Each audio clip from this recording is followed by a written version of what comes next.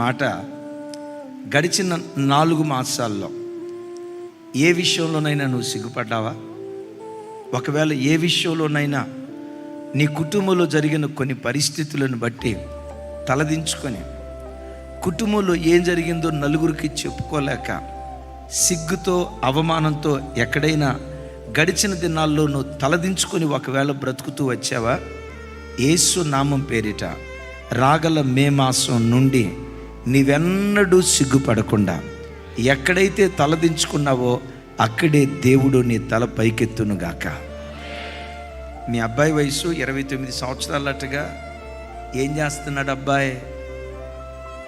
ఉద్యోగం రాకపోవటాన్ని బట్టి ఉద్యోగం రాలేదు అని చెప్పుకోవటానికి అవమానమై సిగ్గాయి.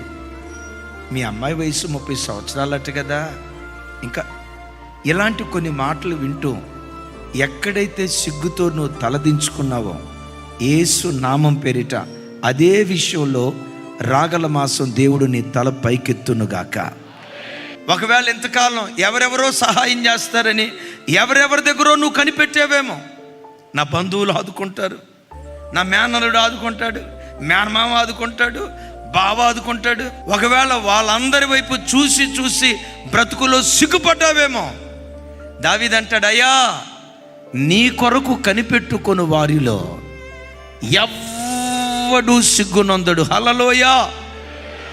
ఎస్, నా దేవుని కొరకు నేను కనిపెడుతున్నా. నన్ను కనికరించే రోజు వస్తుంది, నా పట్ల దయ చూపే రోజు వస్తుంది, నా తల పైకెత్తే రోజు వస్తుంది, నా కన్నీళ్లు తుడిచే రోజు ఒకటి వస్తుంది, నోటి నిండా నవ్వు పుట్టించే రోజు ఒకటి వస్తుంది. ఈరోజు ఏ గుండెల నిండా ఏడ్పు పెట్టుకున్నాను, ఇదే హృదయం నిండా సంతోషాన్ని పెట్టుకొని నాట్యమాడే దినాలు దేవుడు నాకు ఇస్తాడు. ప్రపంచంలో యేసు కొరకు కనిపెట్టిన వాడు ఎప్పుడు ఎక్కడ ఎన్నడ వాళ్ళు సిగ్గుపడరు. ఇక మీదట నీవెన్నటికీ సిగ్గుపడకుందువుగాక.